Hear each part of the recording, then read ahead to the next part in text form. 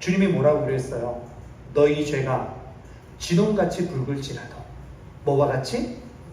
흰 눈과 같이 사해질 것이라고 말씀하셨던 주님이 그 째째하게 그것 가지고 꼭 집어가지고 이제 간혹 이제 우리 성도들 가운데 보면은요, 성격상 꼭 집어서 얘기를 안 하면 이게 못 되겠는 그런 성격이 있으신 분들이 있어요. 차라리 그냥 얘기 안 하면 훨씬 더 좋겠는데, 은혜가 되겠는데, 꼭 그것을 집어가지고 얘기해서 그 사람의 마음에 막 상처를 주는. 근데 정작 자신은 뭐라고 그런 줄 알아요? 나는 너무 솔직하대. 나는 너무 솔직해서 거짓말을 할 줄 모른대. 제가 거짓말 하라는 게 얘기가 아니라 굳이 하지 않아도 될 얘기는 안 해도 된다라는 거예요. 왜 그 얘기를 해가지고 마음이 아픈 상처를 주냐 이거죠. 제 말이 거짓말인 것 같아요? 여러분 한번 생각해 보세요. 여러분이 교회에서 정말 내가 이 교회 못 다니겠다 이렇게 마음에 교회를 결정할 때 대부분의 문제는 뭡니까? 하나님이 여러분 상처 주던가요? 다 누구 때문에 상처받아요? 또 사람 때문에 상처받아서 그런 거예요. 우리 예수님이 그렇게 쪼잔하게 네가 너 세 번 모른다고 부인했지? 이놈의 자식아 너도 한번 당해봐라. 이거 아니라고요. 그런데도 불구하고 우리는 이 본문을 가지고 자꾸만 예수님이 베드로에게 야, 네가 어떻게 나한테 이럴 수 있느냐 라는 식으로 해석해서 예수님을 자꾸 쪼잔한 분으로 만드시는 그런 해석을 할 때가 너무 많다라는 거예요. 우리는 이 본문을 보면서 가끔 이렇게 위안받기도 합니다. 목사님, 베드로는 3번이나 부인하고도 예수님이 다 용서해 주시지 않았어요?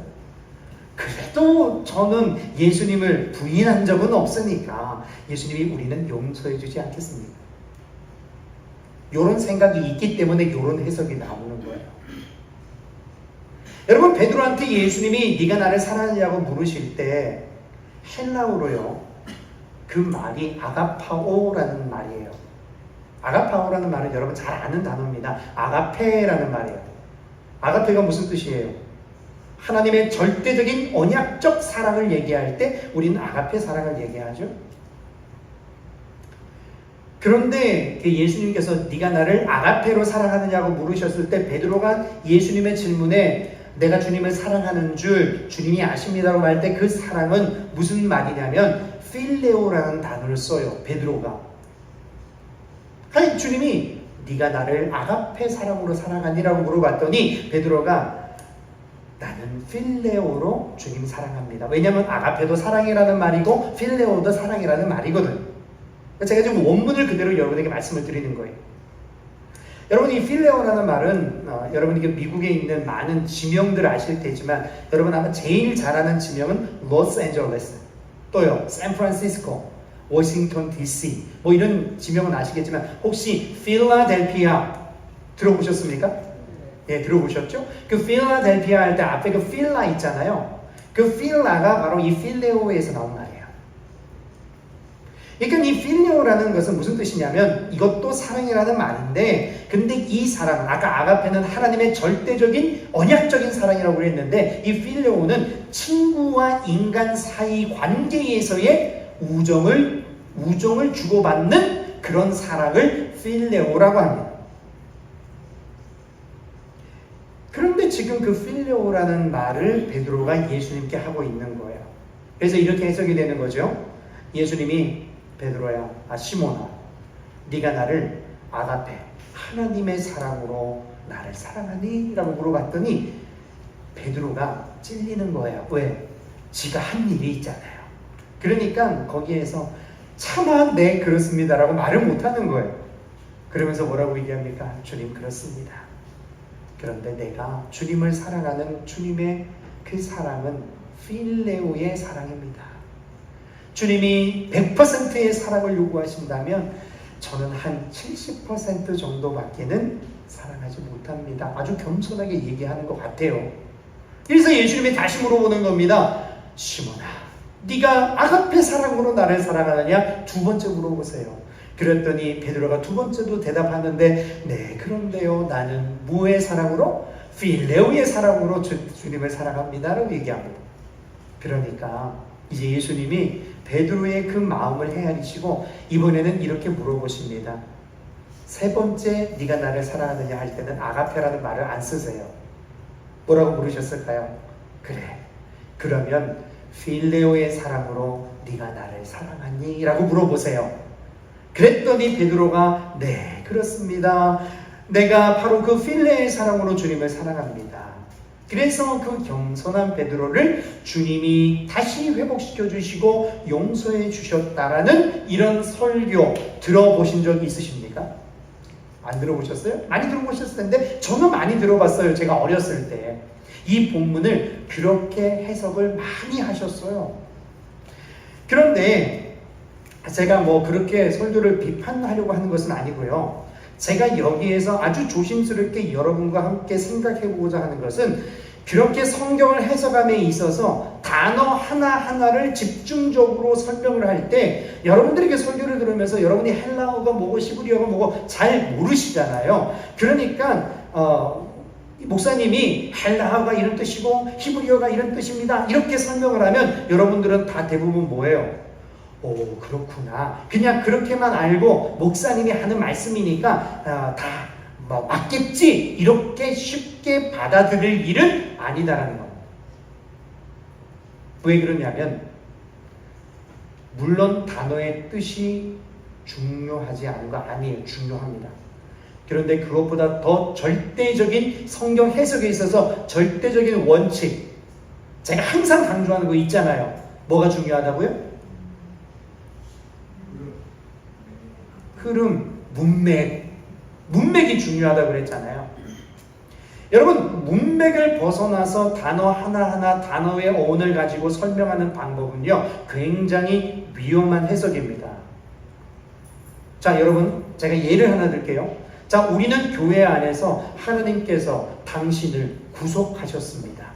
우리는 이 말을, 구속이라는 단어는 우리는 너무 익숙한 단어죠. 그 말을 우리가 어떻게 이해합니까? 아, 하나님께서 나를 구원하셨구나, 이렇게 이해를 합니다. 근데 믿지 않는 사람들에게 하나님이 당신을 구속하셨습니다. 그러면 그 사람들은 어떻게 받아들일까요? 어라? 내가 깜빡이 들어갔나? 이렇게 받아들이는 거예요. 문맥을 생각하지 않고 단어만 생각할 때 우리는 엄청난 오류에 빠질 수 있는 거예요.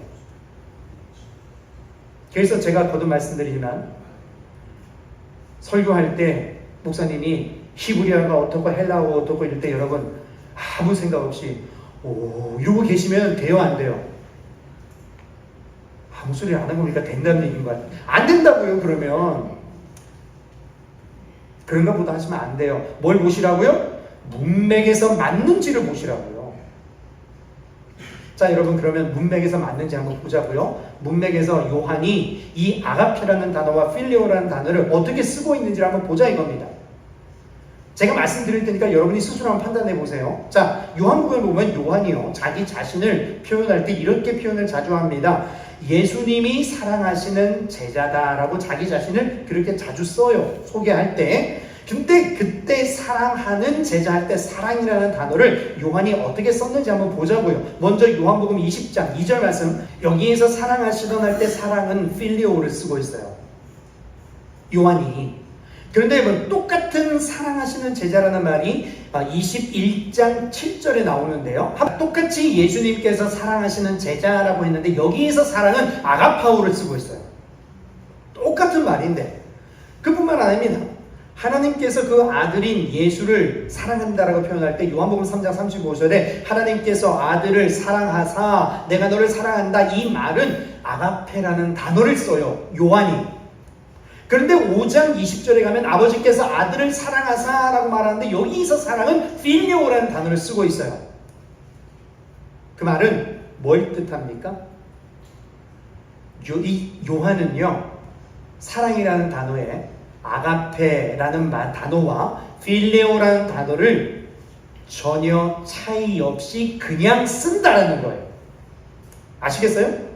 그러니까 여러분 오늘 본문도 아가페와 필레오의 그 단어의 차이만 가지고 성경을 해석해서 주님이 아가페 사랑을 할 수 있느냐라고 물었지만 베드로는 나는 필레오로 사랑합니다 라고 말했다라고 해석하는 것은 옳지 못하다라는 겁니다. 뭐를 봤을 때? 문맥을 봤을 때. 왜냐하면 요한은 아가페라는 말과 필레오라는 말을 그냥 막 쓰고 있기 때문에. 여러분 그렇게 봤을 때 우리가 여기에서 베드로가 아주 겸손하게 자기가 이렇게 사랑할 수 있습니다 라는 것을 사실은 얘기하는 것이라고 보기보다는 보다 근본적으로 주님 앞에 내가 주님을 사랑할 수 있다라고 말할 수 있는 어떤 근거가 있다는 거예요. 그 근거가 있기 때문에 베드로가 염치 없지만 부끄럽지만 참 뭐라고 말할 수 없지만 내가 주님을 사랑합니다라고 말할 수 있는 어떤 근거가 있다는 겁니다. 자, 그 근거를 한번 생각해 볼 거예요. 여러분, 좀 전에 나는 그래도 베드로처럼 3번이나 주님 모른다고 부인한 적은 없지 않느냐. 내가 모르고 살다 한 번은 내가 실수로 나 그 주님 몰라 이렇게 부인한 적은 있을지는 몰라도 그래도 베드로는 3번이나 했으니까 내가 그래도 베드로는 좀 낫지 않냐. 근데 그 베드로도 용서받았다면 나도 용서를 받겠지 라고 생각할 수 있지만 여러분 우리 솔직하게 한번 얘기해 보십시다. 사실은요 베드로는 용서할 만한 사람이지만 우리는 참 용서받기 어려운 사람이라는 걸 우리는 나만 모르는 것 같아요. 왜요? 여러분 베드로는요 적어도 큰 소리 뻥뻥 치고 나중에 지키지는 못했을지라도 뭔 쳤어요? 뭐는 쳤어요? 큰 소리는 쳤어요. 거기다가 말도 못하게 어마어마한 열정으로 주님을 따랐던 사람입니다. 배 버렸죠. 부모, 가족 다 버렸죠. 자기 모든 것 다 버리고 주님 따랐지 않았습니까? 거기다가 그렇게 주님을 열정적으로 따랐기 때문에 예수님 잡으러 왔을 때 이 베드로가 칼을 뽑아가지고 말구의 길을 갖다 잘라버리지 않아요?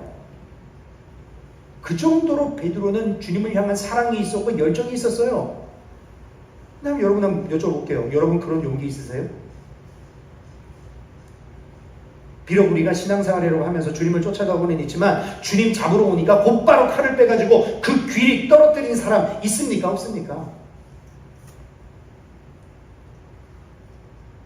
여러분 베드로는요 그 마음이 진심으로 가득 찼던 사람이었어요.